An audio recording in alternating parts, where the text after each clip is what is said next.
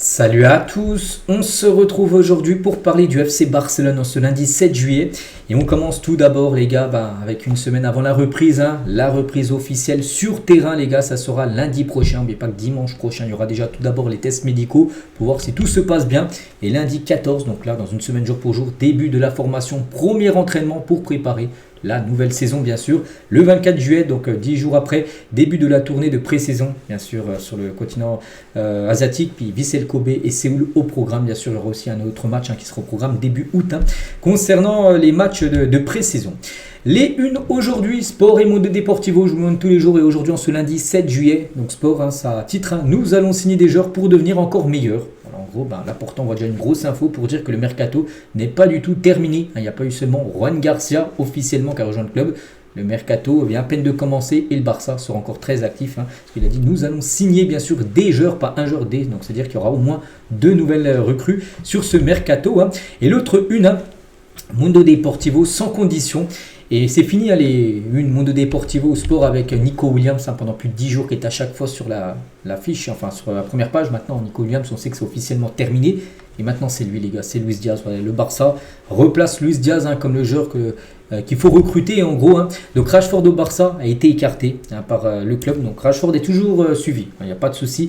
Mais ça reste le plan B. Marcus Rashford, vraiment, le Barça, il préfère Luis Diaz et de loin. Voilà, le club va tout miser sur Luis Diaz. Donc voilà, confirmé, la décision a été prise. Le Barça va tout miser sur Luis Diaz. Il s'engage à signer sans garantie ni clause libératoire. Donc l'agent de Luis Diaz est pleinement convaincu que le joueur peut être enregistré par le Barça s'il arrive, parce qu'on sait que ça a été le problème avec Nico Williams. Et s'il venait au Barça, c'était pas sûr qu'il soit enregistré.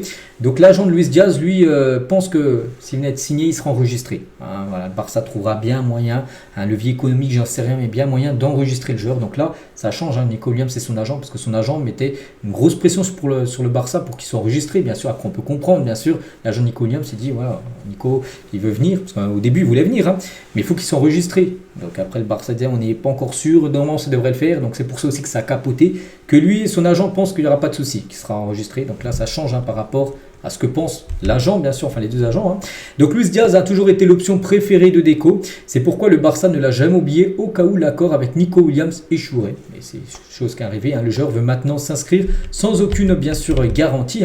Et dans les derniers jours de la saga Nico Williams au Barça, l'entourage de Luis Diaz a envoyé des signaux au Barça en prévision de l'effondrement de l'accord de Nico, ce qui a été le cas. Et c'est ce qui est réellement passé, bien sûr, que quand ils ont vu vraiment le clan Luis Diaz, quand ils ont vu que le Barça était très proche de Nico Williams, ils ont quand même fait des signaux, je ne sais pas c'est quoi le genre de signaux qu'ils ont fait, mais ils ont dit que Luis Diaz voulait toujours venir bien sûr du côté du FC Barcelone en cas d'échec de Nico Williams, et c'est ce qui s'est réalisé bien sûr avec Nico Williams, ne viendra pas, et le Barça est certain que Luis Diaz demandera un transfert à Liverpool, il demandera à partir en gros, mais cela ne devrait pas se produire immédiatement. Pourquoi ? Parce que le club de Liverpool est actuellement en deuil, d'autant que le club et ses fans sont actuellement en deuil, donc c'est pour ça que Luis Diaz, par respect par rapport à la disparition de Diogo Jota bien sûr, il ne veut pas demander là, directement, je veux partir direct. Il veut laisser, peut-être ça va prendre aussi quelques temps par rapport à ça. Voilà, qu'il ne veut pas demander directement au club de partir alors que le club actuellement en deuil, on peut comprendre bien sûr. Aussi ce choix de Luis Diaz. Et l'agent de Luis Diaz envoie un message au Barça. Donc Liverpool doit vendre des joueurs pour couvrir les énormes dépenses de transfert estival du club. Parce que oui, Liverpool a beaucoup investi. Florian Wirtz est arrivé pour plus de 136 millions d'euros. Ils ont recruté également Frimpong 40, ils ont recruté Kerkez 45 à peu près. Voilà, donc c'est bien, ils ont recruté au moins plus de 200, facilement 200 millions d'euros. Maintenant, il faut aussi rentrer de l'argent dans les caisses du club. Et c'est pour ça qu'un joueur comme Luis Diaz, ils savent qu'il a une belle valeur marchande, au moins 80 millions d'euros. Et c'est pour ça qu'ils devront vendre. Et l'agent de Luis Diaz, bien sûr, le sait. Et la position de Diaz reste claire. Son rêve, lui, est de jouer pour le Barça. Et il compte demander une vente pour réaliser ce rêve. Voilà en gros, le dossier Luis Diaz, les gars. Et du coup, c'est lui qui pourrait peut-être être l'ailier gauche saison prochaine. Avec ce quator offensif, ça pourrait être ça bien sûr. Donc voilà, le Barça va tout miser bien sûr sur Luis Diaz.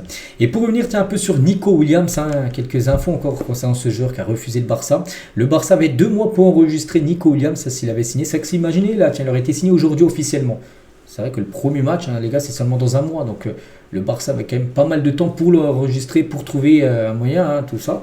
Donc Nico voulait une clause qui lui permettrait de partir gratuitement si le Barça ne pouvait pas l'enregistrer. Et ça, bien sûr, le Barça ne voulait pas. Hein, parce que, imaginez, là, tu l'as acheté 58 millions d'euros, d'accord. Et imaginez, le Barça n'arrivait pas à l'enregistrer. Il y aurait une clause dans son contrat qui pouvait partir où il voulait pour 0 euros. C'est-à-dire que le Barça aurait payé 58 millions d'euros. Et il serait parti un mois après pour 0 euros. Donc là, ça aurait été une perte d'argent énorme. Hein. Sur Daniel Mo, il y avait ça, les gars. Daniel Mo, il y avait ça. Le joueur est resté. Hein. Pourtant, il n'avait pas été enregistré, il était resté.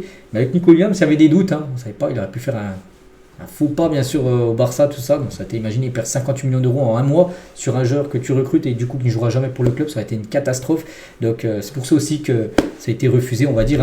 Hein. Ce que voulait, bien sûr, Nico Williams, hein. Et une semaine avant le non final, bien sûr, de Nico Williams, le Barça était déjà aussi fatigué, Nico Williams, et de son agent, surtout son agent, les gars, qui ne cessait de bloquer les négociations et d'exiger des clauses impossibles. Hein. Donc voilà, tout ça, on fait aussi que ça. Son transfert a foiré du côté du FC Barcelone. On continue toujours avec l'équipe, on va parler de Ferran Torres. Hein. Le Barça ne considère plus Ferran Torres comme un ailier, à droite ou à gauche. Hein. Et maintenant, il le voit comme un attaquant, un numéro 9. Voilà, un joueur pour remplacer, bien sûr. Lewandowski, de toute façon, à chaque fois que Lewandowski était soit blessé ou suspendu saison dernière, ça a été bien sûr Ferran Torres hein, qui le remplace à chaque fois. On va parler de ce joueur qui pourrait être peut-être la deuxième signature officielle du club après Juan Garcia, où lui c'est sûr Juan Garcia. Donc le jeune Ronny Bargi, donc lui ça va se faire. Après lui, il coûte pas très cher, il va coûter 2 millions d'euros. Donc voilà, on ne parle pas de 58 millions d'euros. Donc lui pour l'enregistrer, ça sera beaucoup plus simple qu'un joueur, plus un salaire beaucoup moins gros qu'un joueur comme Nico Williams. Donc ce joueur devrait bien signer du côté du Barça. Donc Bargi hein, s'envolera avec le Barça pour la tournée asiatique. N'oubliez pas, c'est le 24 juillet la tournée asiatique, donc il devrait signer bien avant. Hein. Donc Deco et Hansi Flick croient au potentiel du jeune ailier suédois. Donc c'est Messi suédois, son surnom. Voilà. Donc tout est conclu, les étapes formelles sont prévues pour cette semaine, en gros, d'après Fabrizio Romano. Voilà, il devrait devenir cette semaine la deuxième signature officielle du club. Donc voilà, hein, donc Deco et Flick croient énormément en son potentiel et le Barça envisageait la possibilité de prêter Bargi, donc l'acheter, le prêter une saison, mais ils ont décidé qu'ils le feraient plutôt venir pour le moment. Il jouera la pré-saison avec l'équipe et Flick évaluera ses performances lors de la pré-saison. Et en gros, ce joueur devrait il alternera entre le Barça Athlétique, donc l'équipe B, et l'équipe première. Après, s'il est très bon, il restera en équipe première, mais sinon, s'il a très peu de temps de jeu en équipe première, il ira en équipe B. Voilà, vous avez compris à peu près le rôle en gros de Bargi pour la nouvelle saison. On continue, on va parler aussi du jeune Pablo Torre, donc arrivera bientôt à Mallorca pour finaliser son transfert. On avait parlé d'un transfert 5 millions d'euros, après le Barça gardera un pourcentage sur une future vente, hein. Mais voilà, ça devrait se faire là début de semaine, le départ officiel de Pablo Torre du côté de Mallorca. Il faut se battre à nouveau pour être titulaire. Casado, De Jong, Pedri, Gavi, hein. Marc Bernat qui revient bien sûr de blessure, il sait qu'au milieu de terrain, il y a déjà des joueurs qui sont là au milieu, donc ça sera lui d'être meilleur que les autres pour avoir sa place. Hein. Il a dit, je suis à Barcelone, qu'attendez-vous? La concurrence est saine pour le club, c'est vrai que c'est bien d'avoir la concurrence, mais il sait que c'est les meilleurs qui joueront. Et voilà, il sait que lui revient d'une longue blessure et il va devoir travailler beaucoup plus que les autres hein, pour regagner sa place. Hein. Donc son idole du foot, en gros, il a dit Paul Pogba et Sergio Busquets, voilà, des joueurs un peu comme lui, milieu de terrain, voilà, en mode relayeur, tout ça, donc voilà, c'est un peu ses idoles. Hein. Et qui sont vos amis les plus proches dans le vestiaire? Pau Barcé, Gérard Martin, voilà, c'est ses meilleurs amis du côté du vestiaire Blaugrana. Pedro Rodriguez, qui est ancien joueur, maintenant il joue à la Lazio, hein. Le meilleur ailier du monde, c'est Lamine Yamal.